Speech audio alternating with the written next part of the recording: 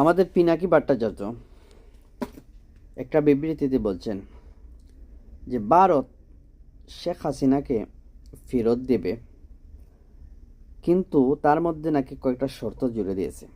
আর এই শর্ত হচ্ছে শেখ হাসিনাকে কোনো পুলিশ গ্রেপ্তার করবে না, তাকে তার নিজ গ্রামে পাঠিয়ে দিবে এবং তার বিরুদ্ধে কোনো বিচার এগুলা হবে না এবং নির্বাচনে তাকে অংশগ্রহণ করাবে।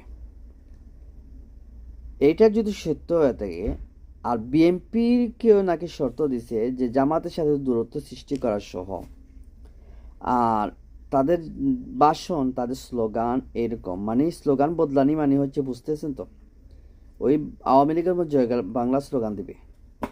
আমি একটা কথা বলে রাখি বিএনপি ভাইদেরকে, কোনো সময় যদি মনে করেন যে ভারতকে খুশি করার জন্য আপনারা জামাতের বিরোধিতা করেছেন, এটা যদি আমার বিএনপির ভাইরা মনে করে ভারত তাদের ক্ষমতায় বসবে, যে ভারতকে খুশি করলে তারা দীর্ঘদিন ক্ষমতায় টিকে থাকতে পারবে, তাই বলে জামাতের সাথে বিরোধিতা করবে, দ্রুত নির্বাচন চাইবে, ডক্টর ইউনূসের মতো একজন অন্তর্বর্তী সরকারের বিরোধিতা করবে, তাহলে আমি একটা কথা বলে রাখি, জনগণকে খেপিয়ে কোনো সরকার টিকতে পারবে না। এটা যদি বিএনপির কথা কেন, যদি জামাত ইসলামী যদি এরকম কোনো ভুল করে যে ভারত তাদের ক্ষমতায় বসাবে, তাইলে এটা মারাত্মক ভুল করবে। যে ভারতকে খুশি রাখতে আওয়ামী লীগকেও সাথে রাখবে, জামাত হোক বিএনপি হোক, এইটা যদি করে, অথবা আমেরিকাকে খুশি করবে, অন্য দেশকে খুশি করবে না।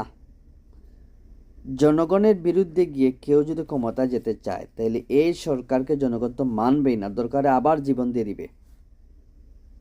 তাই জনগণের সমর্থন আদায় করে সামনে ইলেকশন হলে জনগণের সমর্থনে যে নির্বাচিত হবে সেই হবে সরকার, এটাই সত্য। সুতরাং অন্য দেশের সহায়তা নেই, অন্য দেশকে খুশি করে এক দল আরেক দলকে আক্রমণ করে কথা বলবে। আবার দেখা গেছে আমাদের ছাত্র যারা আছে, বৈষম্যবিরোধী ছাত্র আন্দোলন যারা সমন্বয় কর্মী যারা আছে, এদেরকে নিয়েও কিন্তু কটাক্ত করছে কিছু দল। এটাও দেখা গেছে আমাদের আলেম মিজানুর রহমান আজহারীকে পর্যন্ত কটাক্ত করে বসছে, যে বলছে যে আজহারীকে বলো সে জামাতে যোগ দিতে, সে জামাতের পক্ষ হয়ে কথা বলছে।